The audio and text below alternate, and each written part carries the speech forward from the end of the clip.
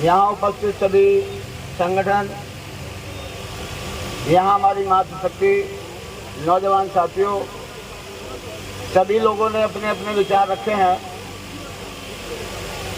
और जोशीले भाषण भी रखे हैं। किसी के जोश में कोई कमी नहीं है।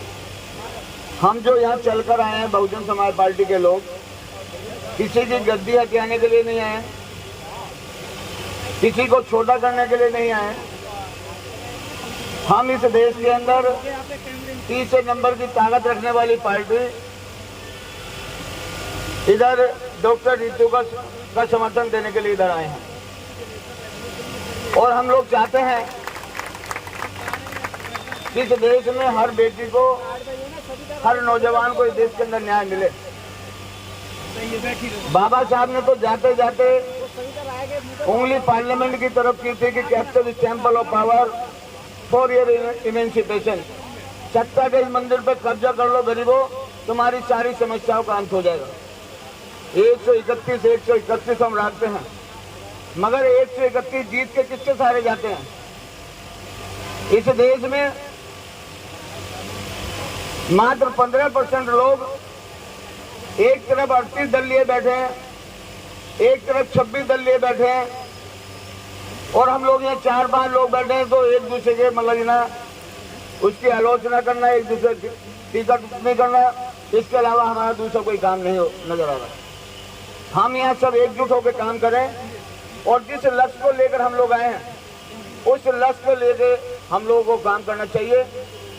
और डॉक्टर रितु को जो यहाँ पर जिस प्रिंसिपल ने उनके साथ अन्याय किया, उस डॉक्टर सरिता रॉय को जब तक सलाह के पीछे नहीं भेज देंगे तब तक हमें चैन से बैठना नहीं है।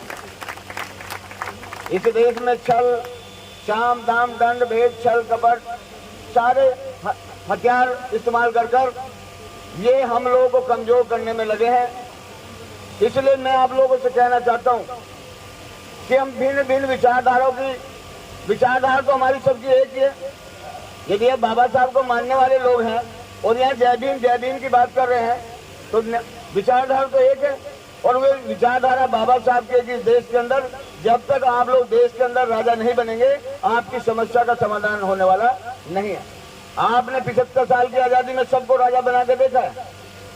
50 साल से ज्यादा कांग्रेस को मौका दिया, बीजेपी को मौका दिया, जनता दल को मौका दिया, अब एक खामोखा पार्टी आ गई उसको भी मौका दे दिया।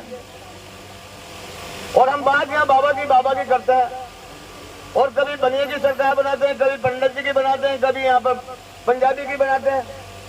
और जब तक तुम लोग अपने यहाँ पर वहां पार्लियामेंट में या विधानसभा के अंदर या मेयर की कुर्सी पर जाकर नहीं बैठोगे, तुम्हारे साथ इस तरह अन्याय होता रहेगा। इसलिए जल्दी से जल्दी अपने पैरों पे खड़े होकर, किसी के सहारे नहीं, अपने पैरों पर, अपने बलबूते पर यहाँ अपनी सरकार बनाने की बात करो।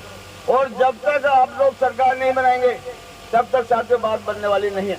ये आपको समय समय पर चलने का काम करें। माननीय कांशीराम साहब ने एक नारा लगाया कि जो बहुजन की बात करेगा वो दिल्ली से राज करेगा।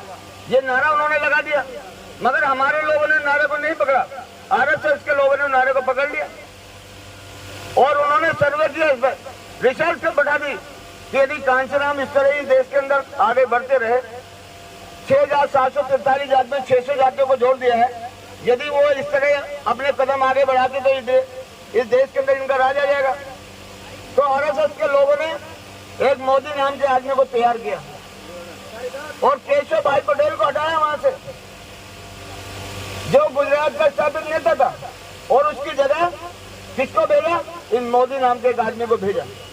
और साथियों वहां जाके 5 साल उसकी सरकार बनी, 5 साल तक सरकार चलाई, कोई कान नहीं हिलाया। अगले बार 5 साल तक फिर बनी तो साथियों उसने अपनी जाति को देना, जो मोड़ घींची जाति का है, जो मोड़ घींची जाति का जो ऊपर कास्ट में आता है, उनने धीरे से अपनी जाति को ओबीसी में कन्वर्ट करा दिया। और साथियों ओबीसी का जैसे ही उन्होंने अपनी जाति को कन्वर्ट किया, पूरे देश के अंदर उसने जाके कहा कि मैं नीची जाति का हूँ, मैं चाय वाला हूँ, मैं ये हूँ और ये हूँ। यानी वो लोग छल कपट करके इस देश के अंदर आए, सत्ता में आसीन है। मगर हम लोग ताकत के बाद भी एक दूसरे में निकटा चुनी निकालते हैं, और ताकत आपके पास 100 में से 85 लोग आप हैं। और हम जहां पर ही बात करेंगे कि भाई राजनीति की बात नहीं करनी है, यानी हमें कहाँ कौन सी पिच पे फिर खेलना चाहिए? जहां हम 100 में से 85 पिच पे हमें कुछ खेलने नहीं देता, हमें कहाँ खेलने के लिए बोल रहे हैं कि धर्म की बात करो, हमारे लोगों को पहाड़ा पड़ा रहेगा, धर्म की बात करो।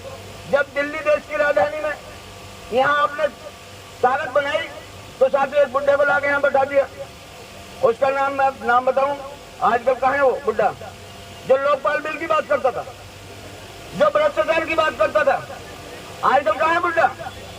वो जैन ब्रज की स्टोरी में पड़ा है। तो यहाँ उस ताकत जैसी ताकत बनी तो साथियों आंदोलन करा दिया। आंदोलन में देश के अंदर सबसे पहले इस देश के अंदर आपके तिरंगे झंडे का अपमान करने का काम किया। आपको यहाँ की सरकारों ने आपके गली गली में लगा दिए, जहां देखे वहीं झंडा खड़ा है। कौन सी बात तुम्हारे में देशभक्ति पैदा होगी? एक झंडे की लगाने की कीमत पता है तुम्हें?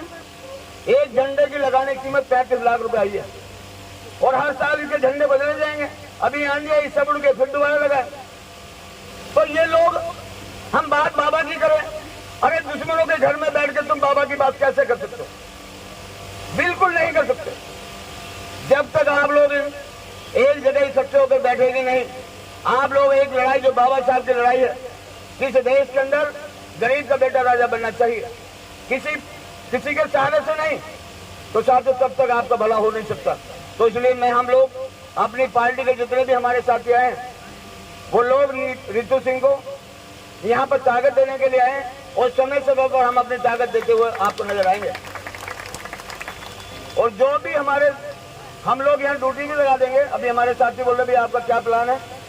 हम डेली कोई ना कोई बहुजन समाज पार्टी के साथी यहाँ पर किसी न किसी विधानसभा से आएंगे। आज 70 विधानसभा से हमारे पदाधिकारी यहाँ पर आए, 70 की 70 विधानसभा में आह्वान करेंगे कि एक एक दिन जाके वहां पे बैठे, तो साथी वो लोग आएंगे और आपके यहाँ पर इस धरने को और मजबूती देने का काम करेंगे।